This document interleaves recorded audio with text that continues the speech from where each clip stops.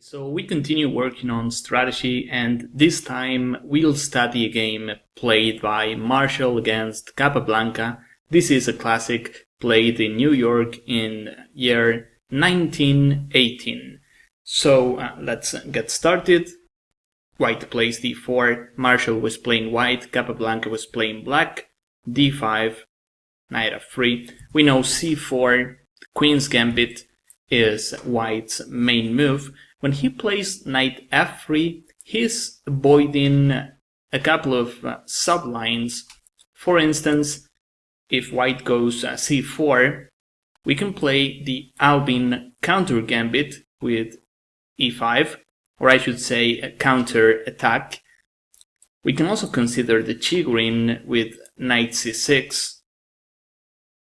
The queen's gambit accepted with d takes c4. When white plays this move, then somehow he's limiting black's options, and after knight f6 he can still transpose to the queen's gambit with c4. So Capablanca plays the orthodox with e6. This was his favorite defense against the queen's gambit. He can also play c6, which is the Slav, d takes c4. We are still playing a queen's gambit, accepted, and that's pretty much it.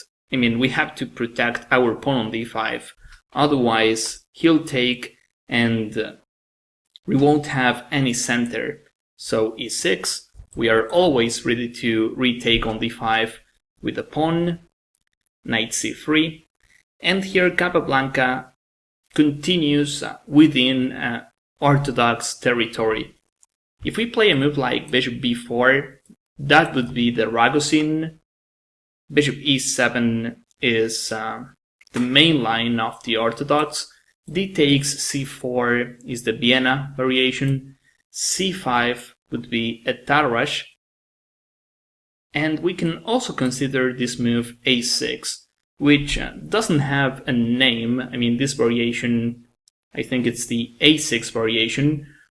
I mean, that's the way I name it. But basically, what we are trying to do is take on c4 and have b5 available to guard this pawn. If white takes, we take back with the e-pawn, and despite wasting a tempi playing a6, our bishop on c8 has a good diagonal to play. So Capablanca plays knight bd7, which is an useful move, and we are likely to continue with bishop e7, and then we know this is an orthodox e3, we castle, and white plays rook c1. If you're a queen's gambit player, you probably understand this position as white.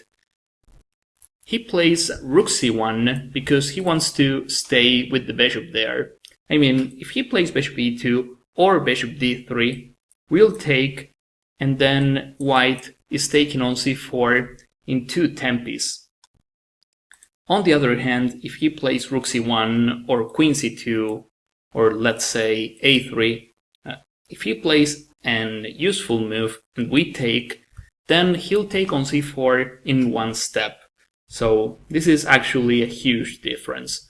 So as long as he can, he'll try playing useful moves and wait with his bishop on f1. So Capablanca plays c6. As he says in his book Chess Fundamentals, bishop c8 is black's main issue in this line. And this happens in the orthodox and other defenses for black. Bishop c8 is the main issue. So when we play c6, we'll try taking on c4. Hopefully we can try playing b5 and bishop b7. Or worst scenario, we'll try playing b6 and bishop b7. Somehow we have to get our bishop c8 out. And maybe you're asking, why not b6 now? Well, he's got the rook on c1. We have to be careful about stuff like this. We have some holes on the queen side, maybe knight b5 is available, so we better be careful. That is why Capablanca plays c6 first. Queen c2, white, he still plays with the bishop on f1.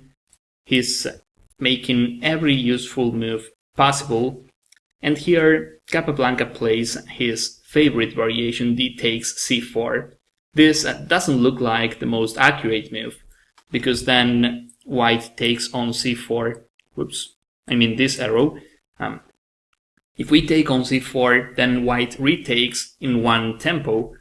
But okay, we'll see. Capablanca has an idea when he takes on c4. We can also play a move like b6, bishop b7, maybe rook c8. This looks a bit slow, but one day we can play c5, and I feel we are freeing our position. The only issue I see for black, even if we get bishop c8 out, I feel my queen on d8 is lacking good squares. And if I place my queen on c7, I mean, if one day I play something like this, I'm worried because he's got the rook on c1, the queen on c2, he'll eventually open the c file, and my queen on c7 is on a weird spot. So let's see how Capablanca fixes his space issues. Taking on c4, bishop takes c4, and knight d5. Despite being an old variation, this is still played nowadays. And I like this knight d5, taking on c4 plus knight d5, because we managed to trade pieces off. That is the best solution when you're lacking space. You trade pieces off and you're closer to equalize. White takes. He could be over aggressive and play something like h4. The problem is we are not taking, because then he opens the h file. But as long as we don't take, his king is on e1, he won't castle, because if he does, then his rook is no longer on h1, and his kingside counterplay is dead. So this h4, as I said, I think it's over aggressive. We can just play a simple move like rook e8 and wait till he castles. Or if he plays with this king on e1, then we'll be happy to open that position anytime soon. So okay, d takes c4, bishop takes c4, knight d5, white takes. Well, he has to, otherwise he has to play bishop f4, which is not great looking. So he takes, we take with the queen, white castles. If he takes on d5, he's doing us a big favor, because we take possibly with the e-pawn to help our bishop on c8. And we have a nice position here. In fact, we can think about this maneuver to trade white's best bishop, and we also get rid of our bad bishop. I shouldn't say bad, because in this position, bishop c8, it's pretty good. But still, I like this trade. So white castles, knight takes c3, he takes with the queen.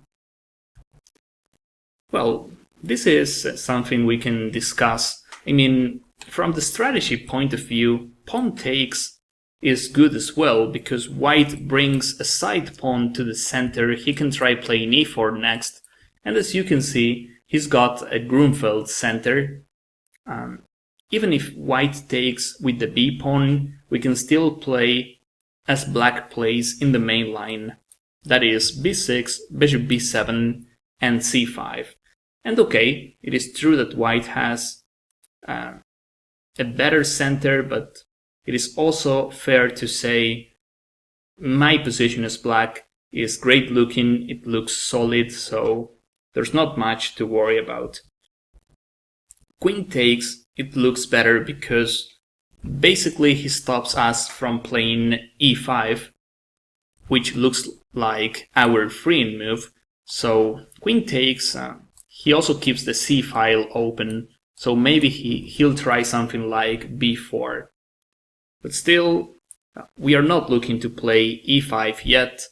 And the main reason is if we play e5, we'll open this bishop's diagonal, so our actual idea is to play b6, bishop b7, and if we can, c5.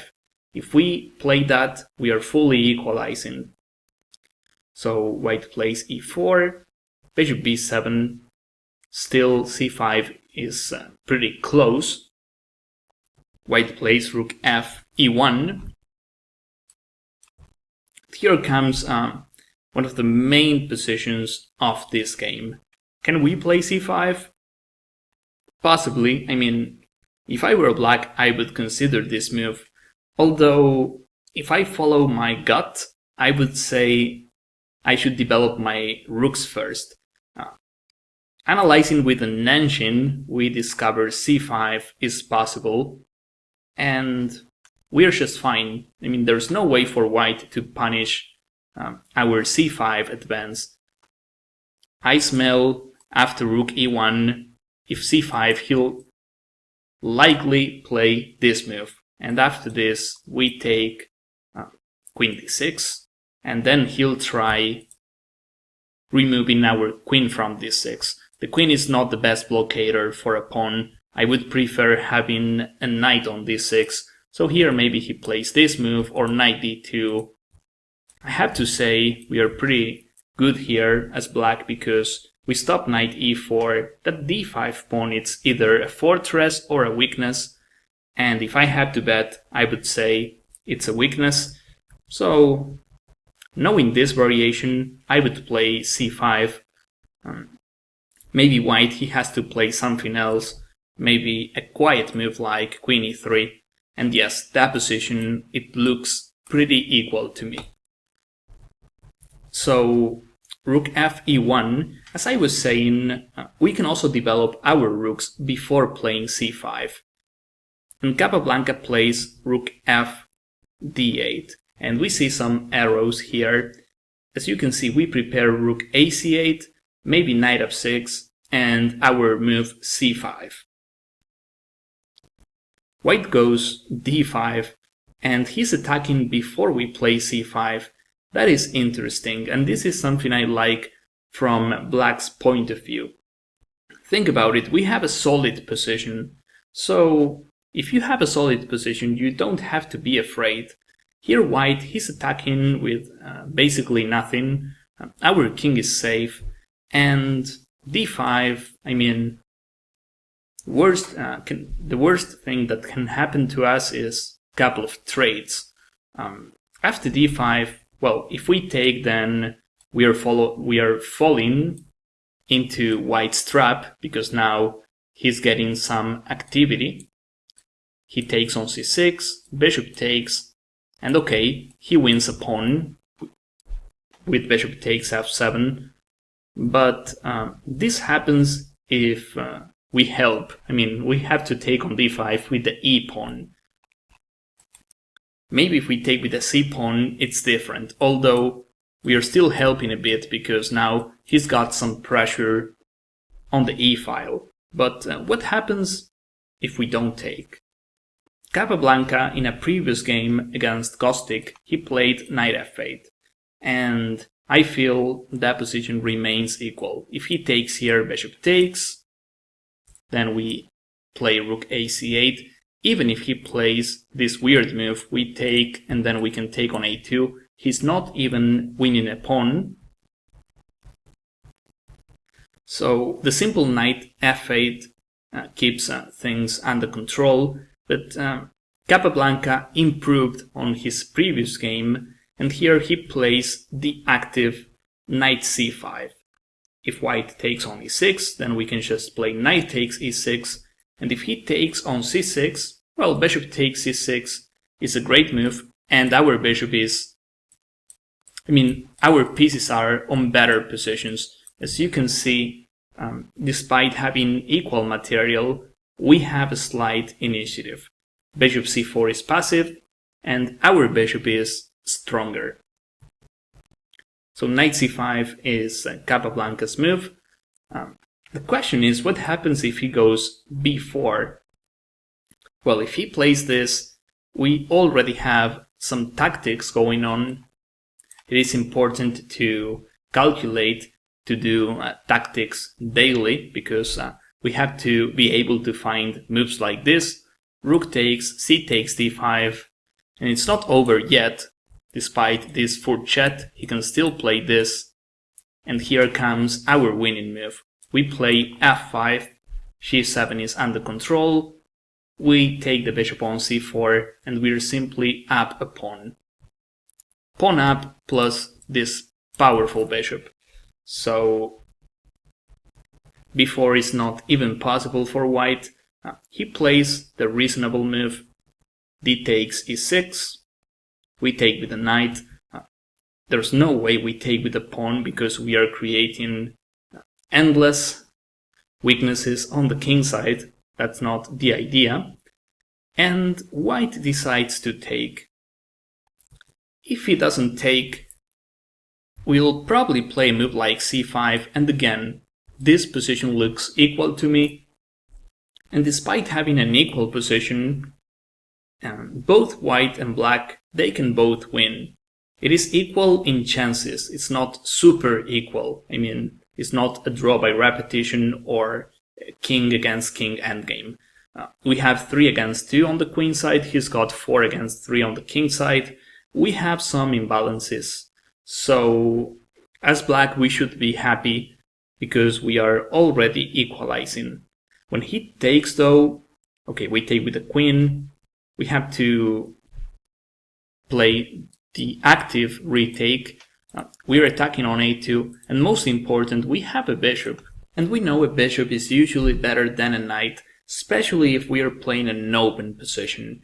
So, after queen takes e6, our dream would be playing c5. If we manage to play c5, then we know black is better, because we have that 3 against 2 on the queen side, so one day we can get an outsider, an outside pawn, supported by a bishop. And of course, if we play c5, bishop b7 is 100 times better than it is now. So white plays knight b4. I should say that if he plays a move like b4, first we can consider taking this pawn, although we can also think about rook c8 plus c5. I mean, b4 is not stopping c5. So he plays knight d4, and here we have to be careful not to take the a2 pawn. Capablanca plays the active queen e5. If we take on a2, then we simply lose the queen with this move.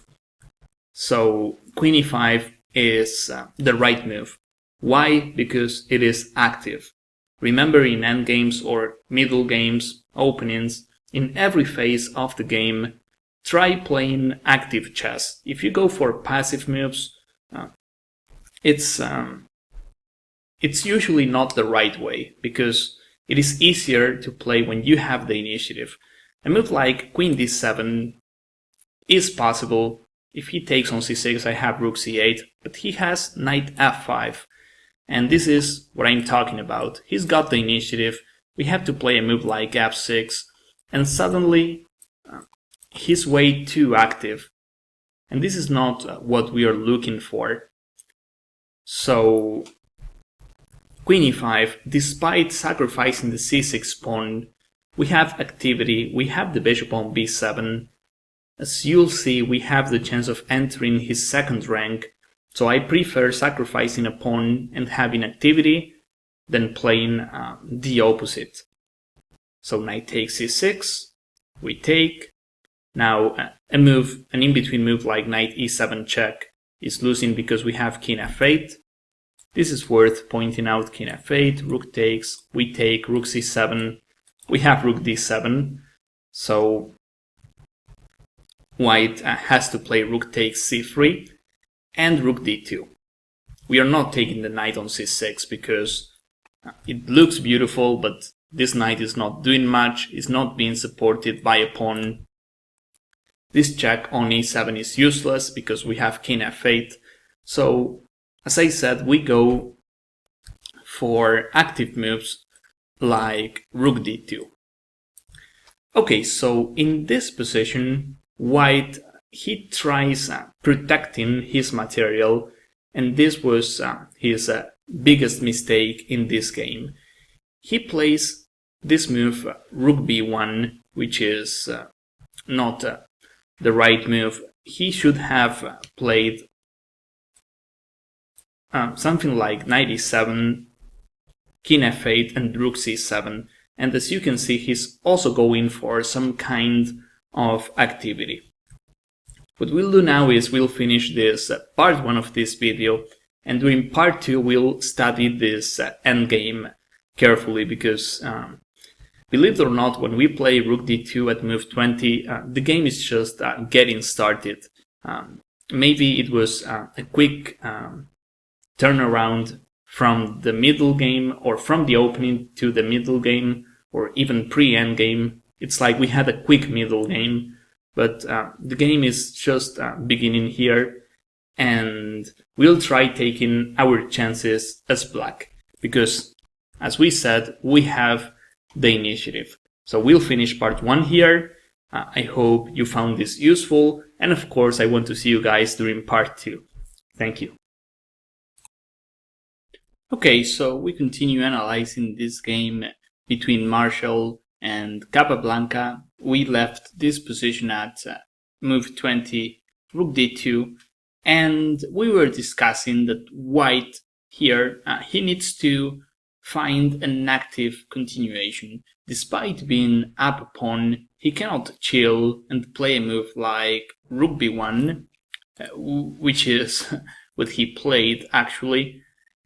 If I were white, I would focus on getting an active position. For instance, something like a3. When black takes on b2, the a2 pawn is no longer hanging, and he can play a move like rook d1, and at least he's occupying both open files, C and D files, and we can tell white has an active position. Another possibility is playing something like knight e7 check, followed by rook c7, and again, he has some active pieces, and we know activity is much more relevant than material. So rook b1 is probably the first mistake by white, and black plays rook e8. I would also consider playing a move like king f8, because despite being down a pawn, I feel this knight is lacking squares. Now, knight e7 is not possible. If he moves the knight, then I take the pawn on e4. And as a rule, we know the king is a value piece during the endgame, so king f8 is worth considering. Rook e8, I like this move as well, because we make sure every single piece is playing, and I'm not worried about the a7 pawn. In fact, if he takes, I can even consider taking with the rook. My first rank is not weak yet. I mean, I'll play h6 or g6 next, and my rooks, they are too powerful. When I have my rook on e4, I can even think about playing this move. And if he plays f3, I can still take that g2 pawn. So this is worth pointing out. Despite having a queenless position, we can still attack. And there is another point favoring us. We have the bishop. In the open position, we know the bishop is better than the knight. So rook e8, here white plays e5, and in this position, we have to find a way to make progress as black after e5. First, we need to try to understand what is white trying to do. We cannot take on c6. I mean, if we take, then rook takes. Our first rank is still weak, and if we take the knight, then, I mean, we can go for an equal endgame at best. And that happens if we take our pawn back on e5. So when he plays this move, if we want to play for a win, we need to play something else. And here I suggest you pause the video, try finding the best continuation for black, and remember, we are not looking for tactics yet. What we are looking for is a great positional move. So pretend this is a real game and just find the best continuation for black. Then you compare your analysis with the video. I'll also make a 5-10 seconds pause and then I'll continue talking.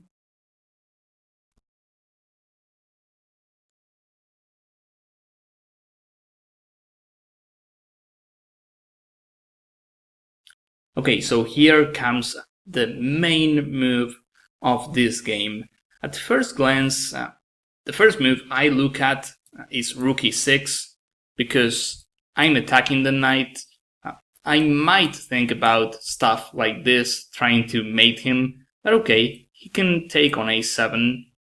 If this, then he can simply play this move, and I'm down 2 pawns, I have no checks, so this variation is not what we're looking for. And if rook takes e5, he has a nice counterplay. My first rank is way too weak, so there's no need in playing this. When he plays e5, this move, I would love playing this, but again, I'm worried about my first rank. I also see that white, he's trying to play a move like f4. If he manages to play this, then he's closing the e-file, he's overprotecting the e5 pawn, and most important, he's making sure he has more material. So this move by Capablanca is the best way to play, because we stop f4. And second, we make sure we have some space for our king. From now on, our first rank is no longer weak, and maybe a move like rook e6 is coming next. We also know that this move is not available because his knight on c6 is hanging. So this is one of the key moves of the game, possibly the most important one, because if we play something else, he plays f4, and then it's tough for us to improve this position. And it's even worse when we are down a pawn. So this move is key. This serves an exclamation mark.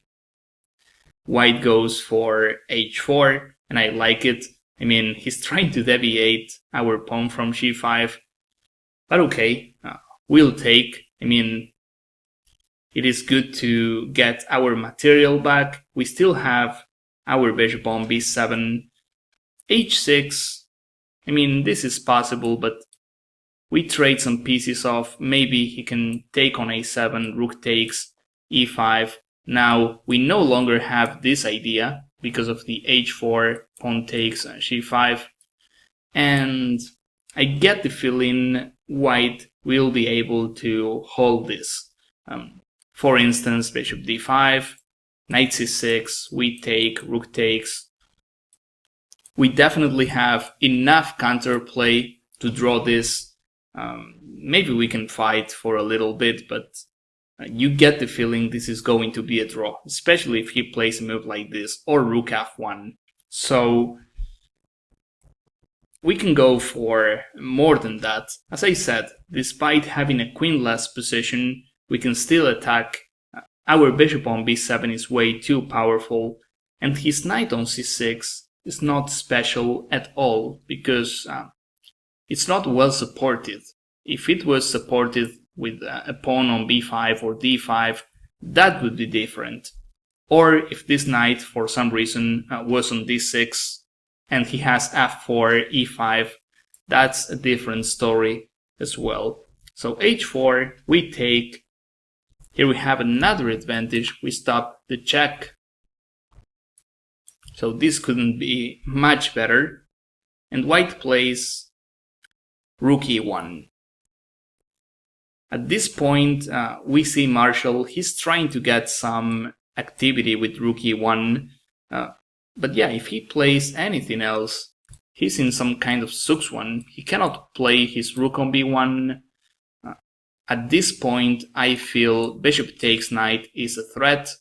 Bishop takes c6. Let's say he plays a3. I take, rook takes. The rook endgame, it's quite different now because I have a lot of threats and it looks like I'll end up with an extra pawn. So this is dangerous for white. But his main issue, once more, is his passive pieces. Then, secondly, I see material as an issue as well. So white, as I was saying, he tries finding some active continuation with rook e1. And okay, taking on b2 is a real possibility, but let's give priority to activity. We can take on b2 later. And let's play rook e6. We create a threat. We attack here. Possibly we can play this. Maybe a move like, let's say he moves his knight. Imagine we play h3. We open the g file. And maybe we have a mating attack already. For instance, knight takes. This move, we realize this is good enough. If he plays f3, we still take his pawn on g2. But I was also thinking about a move like h3. And if he takes, I have this. And here I have bishop a6. Unfortunately for us, after h3, he's got the rook there. And even if he takes with the pawn, he can cover the check with the rook. So if knight takes a7, we can just play the simple rook g6, and then there's no way he protects the g2 pawn. If this, we can just play h3, and these deviations are more than enough.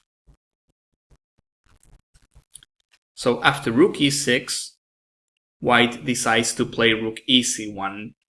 He just played rook e1, and now he plays rook ec1. This proves something went wrong. Now Capablanca plays king g7. We have to be careful not to play this move, then knight e7 check, and white is winning. After this, he can even consider a move like knight f5 check, and we have to go back. So we have to be extremely careful. We play this. White plays b4. He wants to play b5, as we said a couple of moves back. And then he'll have a powerful knight on c6. So we'll definitely stop that. We'll play b5 ourselves. And then if he takes on a7, as we already know, we can play this. Knight c6. We can take on a2. And again, he's in some kind of Sux one. His pieces are passive. But after knight c6, I prefer this move. We deviate his rook from c3, and we know his knight on c6 is hanging as well. It is amazing how strong is the bishop against the knight, even when we talk about endgames. So this b5 is another move deserving an exclamation mark. We are playing against his ideas, basically. So a3. We can play a6 just in case, but the truth is the a7 pawn is not hanging. He didn't take it before, he's not going to take later. We play rook g6, which is, by the way, another way of protecting the a7 pawn. King f1. And then, knowing how passive he is, I would play a6 because he's running out of moves. His knight on c6 is not stable, and even if he moves his knight, well, he can't, but let's say a move like knight a5 was possible. I can also play a move like bishop d5, and he's lacking possibilities.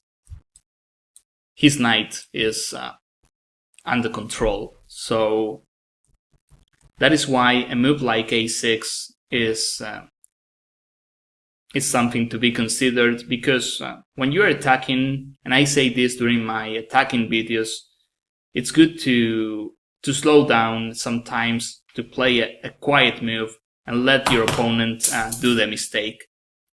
So rook a2 is what Capablanca played.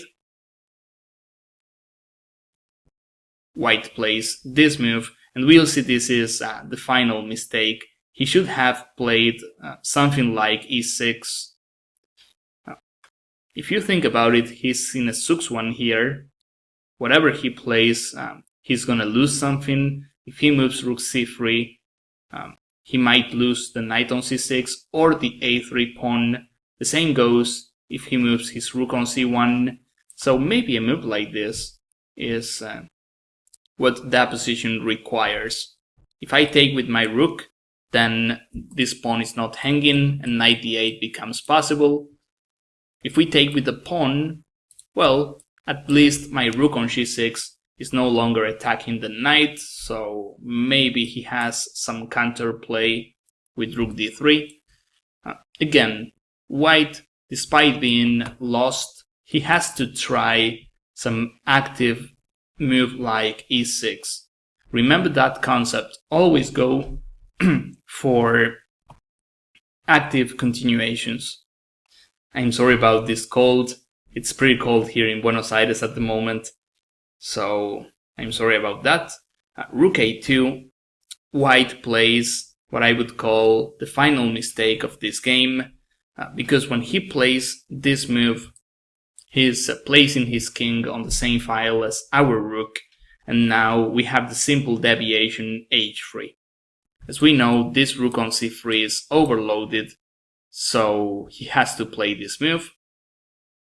Here, a move like h2 check is already possible, but Capablanca plays a6, and again, white is in 6-1. No matter what he plays, he's going to lose material. He plays e6. If he moves his f pawn, let's say he plays f4, then we play this. And this is absolutely winning. So, well, if he moves this rook, we know we win at least a piece. Maybe moving his knight, maybe knight d4. But this loses. If you're used to doing tactics, you'll quickly see h2 check, king takes, rook h6, and then we mate him on h1. So that knight on c6 cannot be played. e6 is the only left move white has. And okay, now we take with the rook. White didn't play e6 at his best moment, because now knight d8 runs into h2 check. We have the same trick again, king takes, rook h6, and rook h1 mate. So, yeah, rook takes e6. He plays this. He's trying to get out of the 6-1 situation, but we'll see. He has to weaken his position even more. So he plays f3. This move also loses. We have h2, this, and putting the king on this diagonal is not a good idea. I can just take, this rook is under a pin, and my advantage is just too much. Rook takes a3 or even rook takes f2. Both moves are winning. So f3. The rest of the game is quite easy. Now the second rank is open. All we have to do is watch Capablanca's technique. Knight e7, this. He's got a couple of checks, but our king easily escapes and hides on the king side. Knight h4, king g5. Believe it or not, our king is going to participate on the attack. Rook h2. Okay, now if king g1, it's made in 2. And after f4 check, then king takes f4 and Marshall resigns. An amazing game by Capablanca. Of course, Marshall was a great player as well. I've seen a lot of his games, but that position, the 6-1 we have in this game, is amazing. After analyzing games like this, I started to believe in queenless positions. I learned that even without queens, I can win, I can put pressure on my opponent, and I also learned that the quiet endgames, they are not drawish, at least not all of them. So yeah, this game and this 6-1 is the product of black strategy.